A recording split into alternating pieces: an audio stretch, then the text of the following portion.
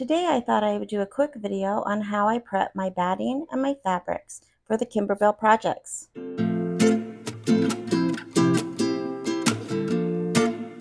Kimberbell makes a product called Project Batting, but today I'll be using warm and natural cotton batting. Normally the batting will be cut a little bit larger than needed. The machine will run a placement line for the batting. You will place the batting down and the machine will run a tack down stitch. Then you will trim the excess batting away. I elect to cut my batting exactly to size. This way it saves me time from trimming the excess batting and also saves on material. Today I'm cutting out batting for 4 Kimberbell projects. The way I determine the batting sizes is by looking at the quilting size of each block. You can also look at the trimming instructions for the finished block. In this example, the finished block will measure 4.5 by 6.5. We will deduct to 1/2 inch, and our batting will be cut to 4 by 6, which is the same as the quilting size. I've gone through each set of the instructions for the 4 Kimberbell projects, and I've listed the sizes of batting that I need. Then I've made a tally so I can have a total amount, and I will be cutting these all together. Looking at the list, I have lots of blocks that will be 6-inch or 8-inch wide. We'll start with that size of batting. Since I'm using a large amount of batting, I need to cut down into more manageable pieces. I will be cutting through 4 layers of batting, so I will cut the strips just a little bit bigger than our finished size. I will start by cutting a strip 6.25 inch and then 8.25 inch. Now I will open up the strip to just 1 layer and I will cut to size. So I will cut this strip to 6 inches wide. Here are my 6-inch and 8-inch strips ready to go. I will start by cutting the 6 by 6 inch squares. I have a 6-inch ruler and I will cut 7 pieces.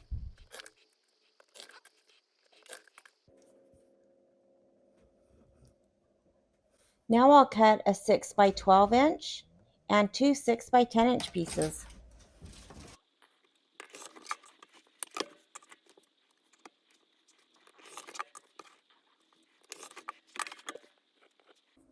Next I'll cut 5 2 by 6 inch pieces. This is all that's left of the 6-inch strip. It's not quite large enough to do a 6 by 8 inch piece, so I'll set it aside and see if I can use it a little bit later. Let's move on to the 8-inch strip. I will take a single layer and size it to exactly 8 inches. Let's work on the 6 by 8 inch pieces. We need to cut 11.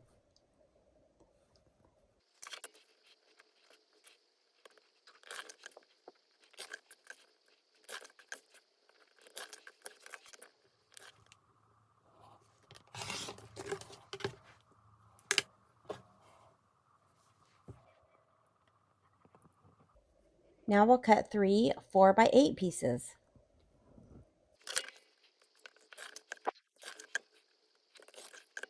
With the 2 end pieces, let's see if we can get a couple more sizes. Let's start with a 4 by 10 inch piece.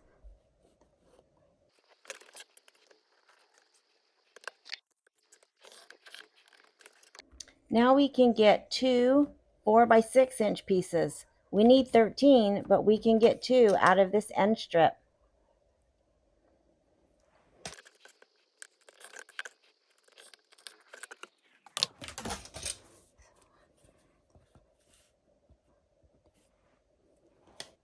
Now we can cut 1 2 by 2 inch piece.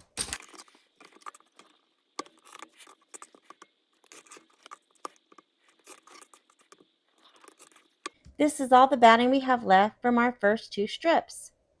Now we need to cut a 4-inch strip to finish off all of our batting. We will start by cutting through 4 layers and we will cut 4.25 inch. Then we will go to a single layer and trim it down exactly to 4 inches. We'll start by cutting our 4 by 4 inch pieces. We need 4.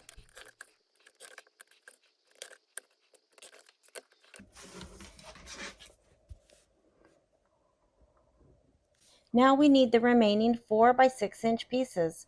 We cut 2 from the end piece, and now we need 11 more, for a total of 13.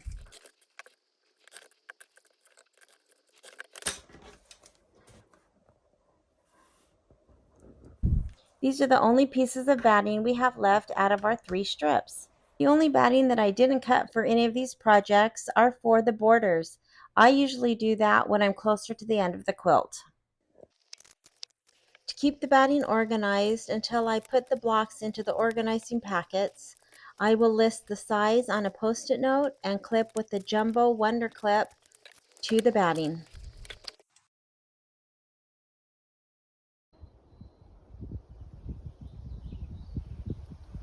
Now let's work on prepping our fabric. I'll be cutting out the Candy Cane Lane bench pillow.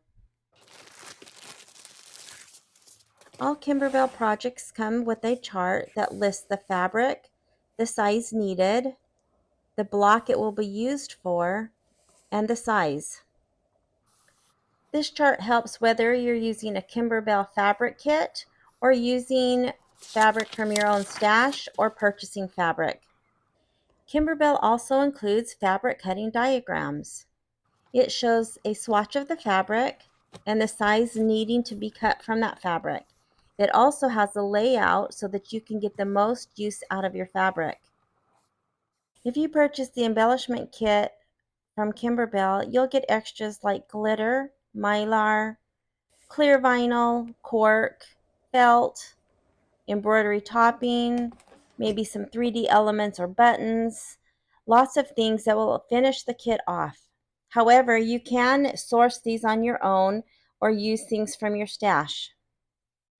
Also, I do not cut my embellishments to size. I just use them from the piece that are in the kit. I usually start with the smallest pieces just to get those done. I cut them pretty much the same way I cut batting. I use my ruler and cut the size needed. I will follow the fabric cutting diagram and put my smaller fabrics into order, just so it's easier to keep track of what I'm cutting. Let's walk through the first piece of fabric. The first 2 pieces on the left-hand side need to be 3.5 inches wide by 4 3/4. So I will cut 1 strip of the red fabric 3.5 inches wide.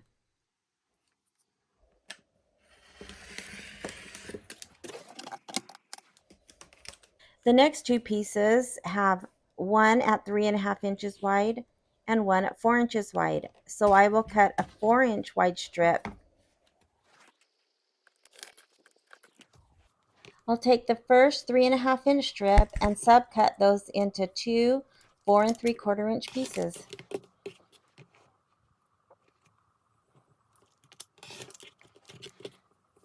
Next, I'll take the 4-inch strip and subcut the 5-inch piece.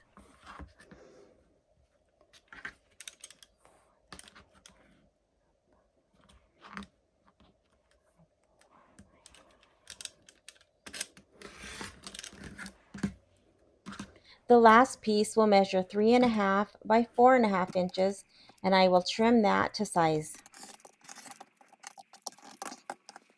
This is how all the rest of the fabric will be cut.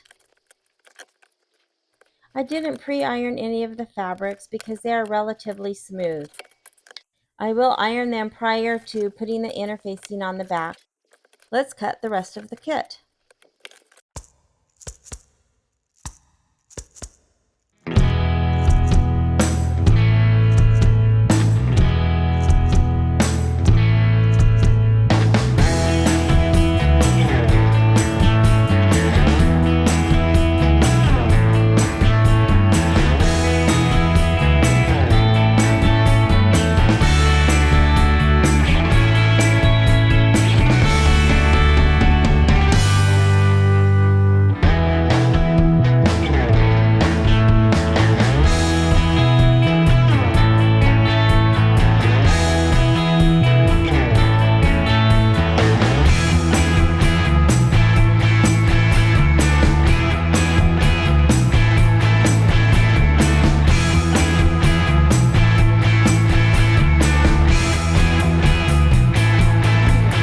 made a mistake when I was cutting the light cream fabric.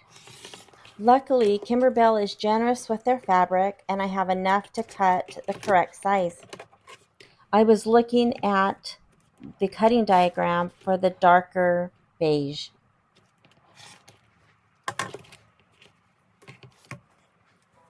Let's keep going.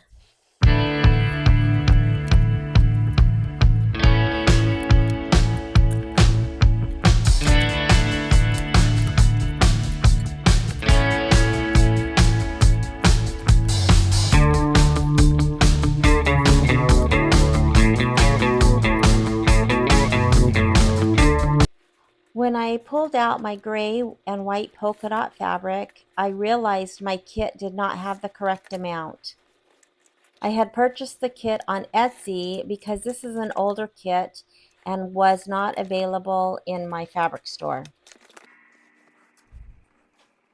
So I'm home from the mountains and went to my local fabric store who sells Kimberbell fabric on the bolts, and luckily I was able to find this light gray polka dot print.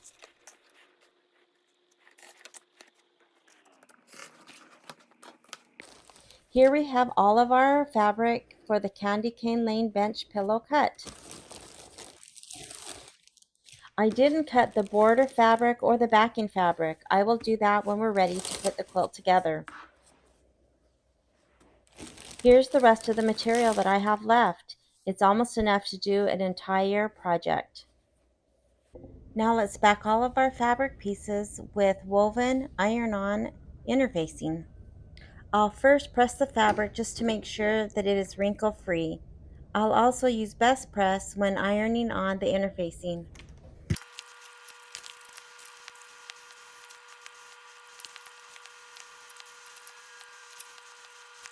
I buy interfacing on a roll. It's 12 inches by 10 yards. I lay it out with the adhesive side facing up, and then I will just put my pieces down as close together as I can get them. I will lightly tack down the fabric just to get it to hold to the interfacing. This will allow me to cut each piece out. Then I will lightly spray with best press and press according to the directions, which is usually about 10 to 15 seconds with heavy pressure.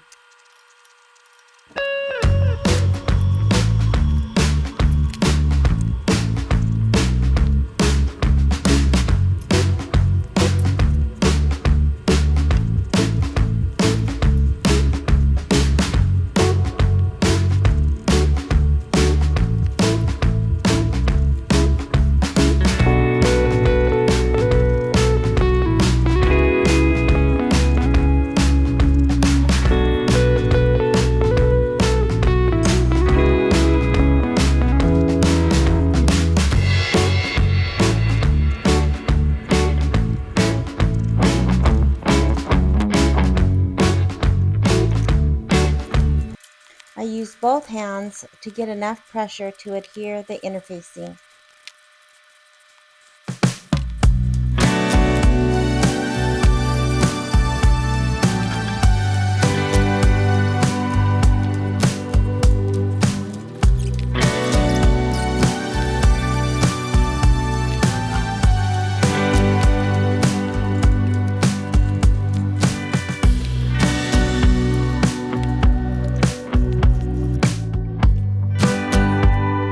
On this piece, I must have had a small piece of the interfacing sticking out and my iron melted and smushed up this piece of fabric.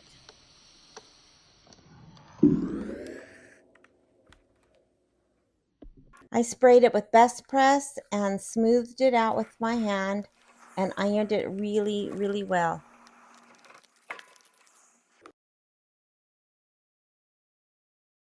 Let's finish the last few pieces.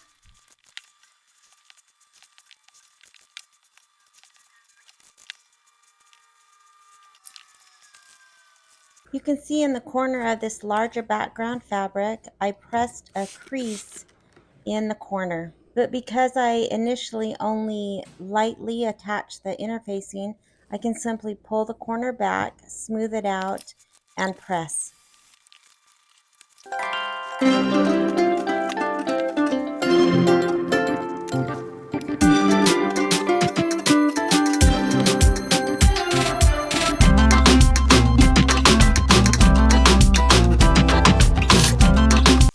spraying with Best Press and pressing the iron-on interfacing, this is the difference between the fabrics.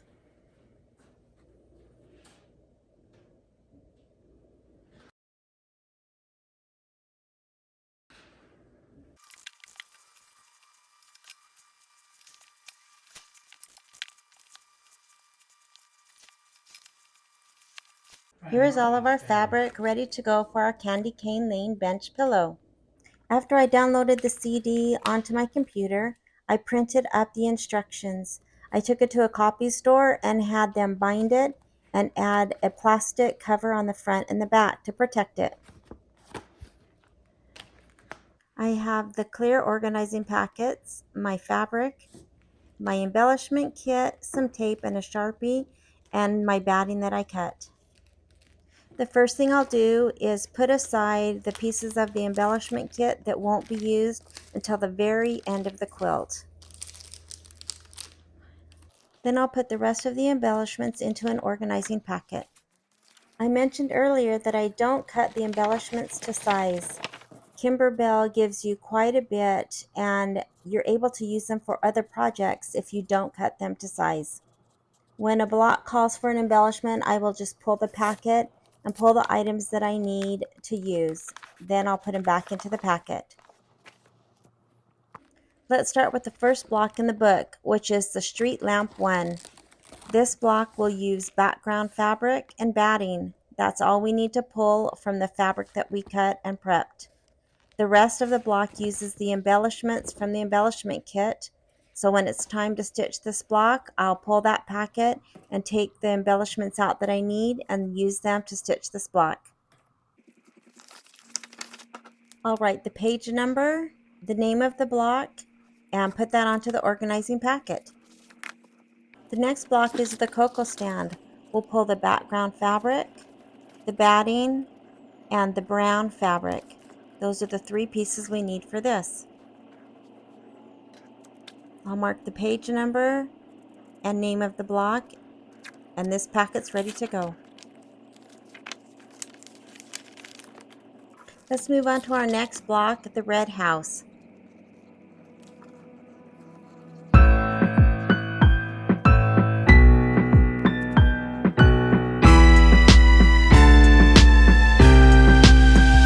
We have a lot of fabric cut and some of the sizes are very similar to each other. And sometimes it's hard to tell which fabric is being used from the little tiny picture.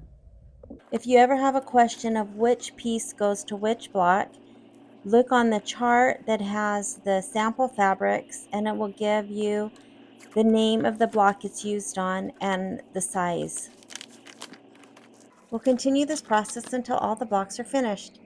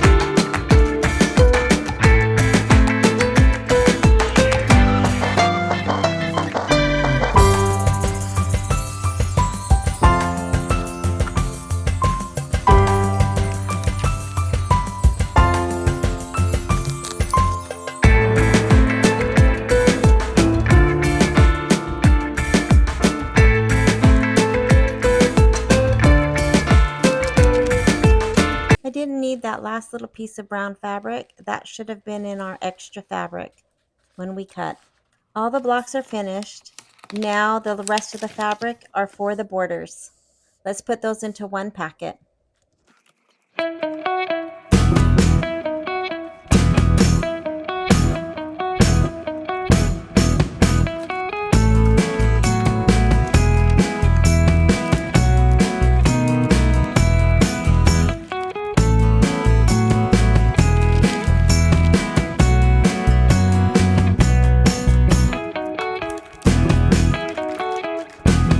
last thing we need to do is put the remaining embellishments that will be used at the end of the project into an organizing packet. Everything's organized and ready to go when it's time to stitch out our candy cane lane bench pillow.